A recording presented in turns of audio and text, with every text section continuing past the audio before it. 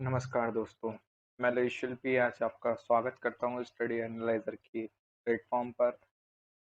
आज हम जैसा कि महात्मा गांधी की जीवनी पढ़ने वाले हैं। तो आप सभी जानते हैं उनका नाम मोहनदास करमचंद गांधी था और उनके पिताजी का नाम करमचंद गांधी और जो उनकी माताजी थीं वो इनका नाम पुतलीबाई था और उनका जन्म 2 अक्टूबर 1869 में हुआ। उनकी पत्नी का नाम कस्तूरबा बाई और उनका जन्म स्थान भारत के पोरबंदर में हुआ।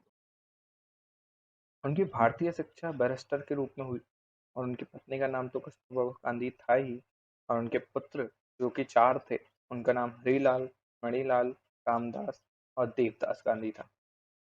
उनकी मृत्यु 30 जनवरी 1948 में हुई। उनके हत्यारे का नाम नाथूराम गोडसे था, जिन्होंने उन्हें गोली मारी। और उनके बचपन की बात करी जाए तो जैसा कि मैंने आपको बताया 2 अक्टूबर 1969 को पोरबंदर में हुआ। गांधी जी बचपन से ही पढ़ने लिखने में काफी तेज थे। उन्होंने एक अपनी आत्मकथा जिसमें लिखा था कि उन्हें भूतों से डर लगता है, शायद आपने ज़रूर पढ़ी हो। तो कभी मैं इसको लाऊंगा ज़रूर, यूट्यूब पे अपलोड करूंगा मैं। सत्य के साथ मेरे प्रयोग, वो उन्होंने खुद लिखी है। मुझे बचपन में भूतों से डर बहुत लगता था। उस डर को काटने के लिए उन्होंने राम नाम का प्रयोग करा था। उसी बुक में उन्होंने राम नाम का वर्णन किया जो वो बोलते थे और उन्होंने अंतिम समय में भी उनके साथ ही रहा ये सब। अपनी आत्मकथा सत्य के साथ मेरे प्रयोग में गांधी जी लिखते थे कि मुझे बचपन में भूतों से बहुत डर लगता था। उस घटना के बारे में बताते हैं कि एक बार उन्हें दूसरे कमरे में जाना था लेकिन अंधेरा बहुत ज्यादा था। एक तो रात और ऊपर से भूत का डर। तो उन्होंने अपने बचपन का वर्णन कुछ इस तरीके से करा और जैसे कि आप देख सकते हैं गांधी जी की ये बचपन की फोटो है।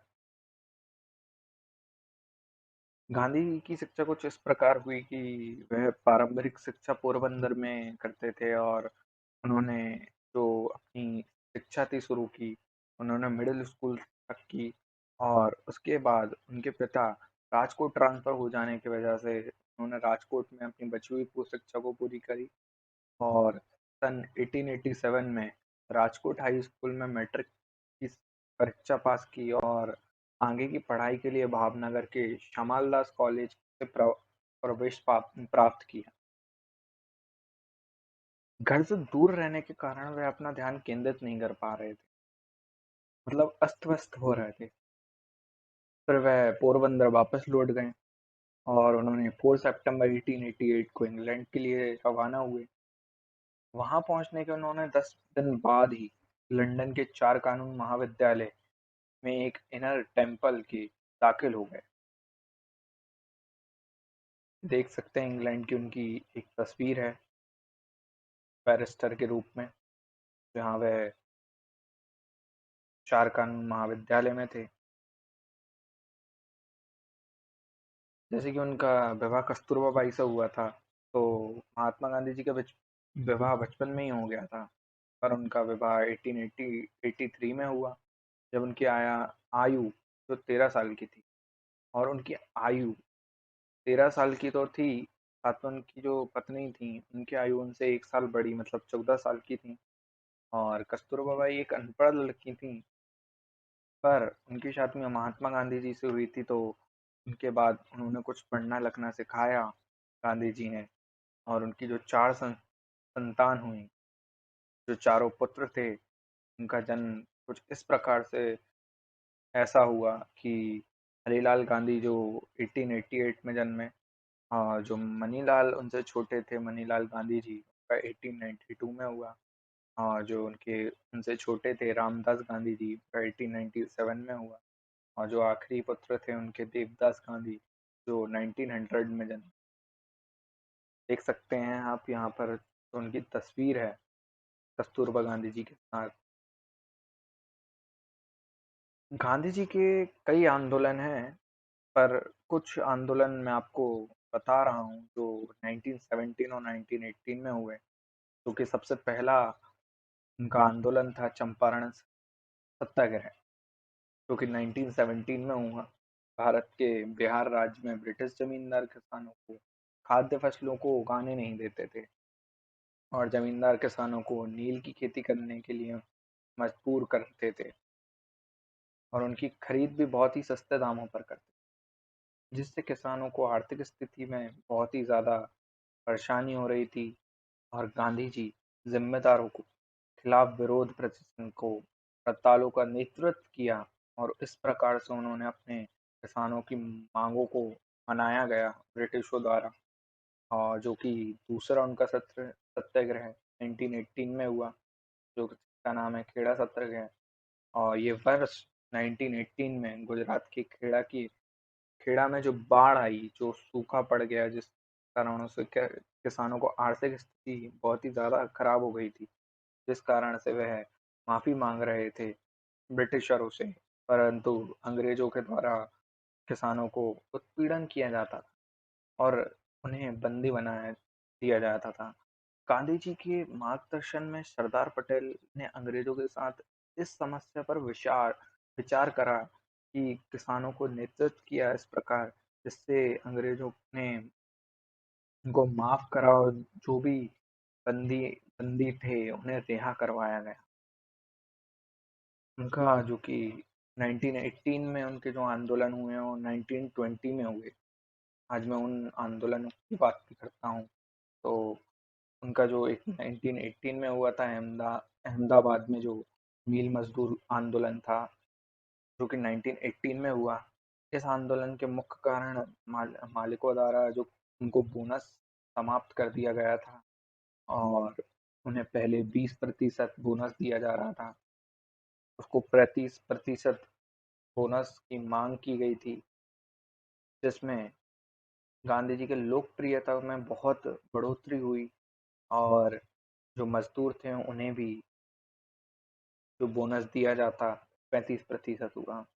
और क्योंकि 1920 में उनका खिलाफत आंदोलन हुआ। खिलाफत आंदोलन एक ऐसा आंदोलन जो कि बहुत लोकप्रिय आंदोलन है महात्मा गांधी जी का। इसका मुख्य कारण तुर्की के खिलाफ जो अंग्रेजों द्वारा काम करना था, इससे सारे विश्व के मुसलमानों में अंग्रेज के प्रति रोष था। जो भारत में खिलाफत का नेतृत्व all India Muslim conference room में हुआ और गांधी जी ने इस आंदोलन के मुख्य प्रवक्ता थे। इन्होंने अंग्रेजों द्वारा दिए सम्मान और मेडल को वापस भी कर दिया था, जिससे गांधी जी भारत के सभी समुदायों को लोगों को प्रमुख नेता बनाए। और इसी प्रकार से आप देख सकते हैं जो उन्होंने दांडी मार्च करा था, देख सकते हैं आप, ये गांधी जी हैं।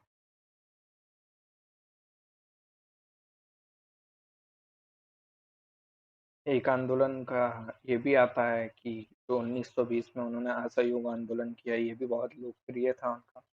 गांधी जी मानते थे कि अंग्रेज जो भारतीयों से असहयोग में अपनी सत्ता को स्थापित कर पाए हैं, यदि हर भारतीय के द्वारा अंग्रेजों का असहयोग किया जाए तो वह देश छोड़कर चले भी जाएंगे।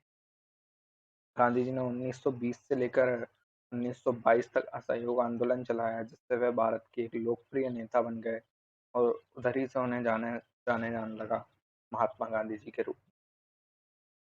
1930 में भी एक शबनिया अवज्ञा आंदोलन था। गांधी जी ने शबनिया अवज्ञा आंदोलन की शुरुआत की, जो कि 1930 में हुई। इसका अर्थ था कि बगैर हिंसकीय सरकारी कानूनों को तोड़ना, जिसकी शुरुआत गांधी जी ने नमक कानून का उल्लंघन करके किया। इस आंदोलन के द्वारा भारतीय जनता का ध्यान देश की आज़ादी को प्राप्त करने के लिए गांधी जी द्वारा मोड़ा गया।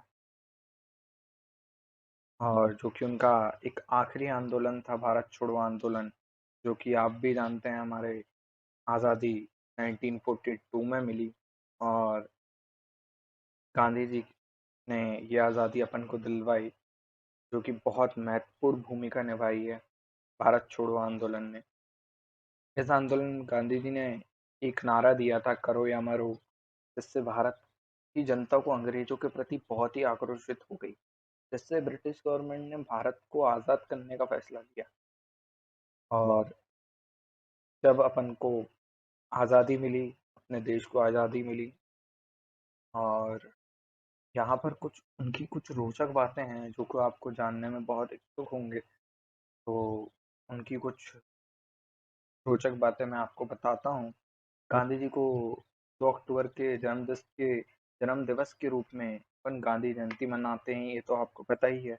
कि दूसरी बात ये भी है कि गांधी जी देश विदेश में कुछ आश्रमों की स्थापना की थी, जिसमें से 2 बहुत प्रसिद्ध हैं। पहला तो है टॉलस्टॉय आश्रम, और जो कि एक भारत में है, साबरमती आश्रम, जो कि बहुत ही ज़्यादा प्रसिद्ध है। और तीसरा है जो कि गांधी जी ने स्वदेशी आंदोलन भी बहुत चलाया था, जिसमें उनकी बहुत भूमिका थी, जिसमें उन्होंने सभी लोगों को विदेशी वस्तुओं को बहिष्कार करने की मांग की, और फिर स्वदेशी कपड़ों को अपनाया और स्वयं चरखा चलाया और कपड़ा भी बनाया। और चौथी बात मैं आपको ये बताना चाहता हूँ रोचक में, कि गांधी जी की मृत्यु पर एक अंग्रेजी ऑफिसर ने कहा था कि जिस गांधी को हमने इतने वर्षों तक कुछ होने नहीं दिया, ताकि भारत में हमारे खिलाफ जो माहौल है वो और ना बिगड़े या और ना बिगड़ जाए, उस गांधी को स्वतंत्र भारत के 1 वर्ष भी जीवित नहीं रख सका। उन्होंने 1942 के बाद से ऐसा कर दिया गया नाथूराम गोडसे द्वारा। और पांचवी रोचक बात यह है कि गांधी जी ने जीवन प्रयत्न हिंदू मुस्लिम एकता करने के लिए बहुत प्रयास करा है। और छठी बात यह है कि गांधी जी अत्यधिक सुस्ती के ही बड़े ही कठिन उपवास भी किया करते थे। वह बहुत ही ज्यादा उपवास करते थे। और इसी बात पर आज की वीडियो समाप्त करते हैं। और आपके लिए एक मोटिवेशनल थॉट, जो समय को बचाते हैं वह धन को बचाते हैं। जो समय बचाते हैं वे धन बचाते हैं, और बचाया हुआ धन कमाए हुए धन के बराबर होता है। तो ऐसे ही आप अपनी तैयारी करते रहें, पढ़ते रहें। जय हिंद, जय भारत। लाइक करें, सब्सक्राइब करें, शेयर करें स्टडी एनालाइजर की ओर से। धन्यवाद।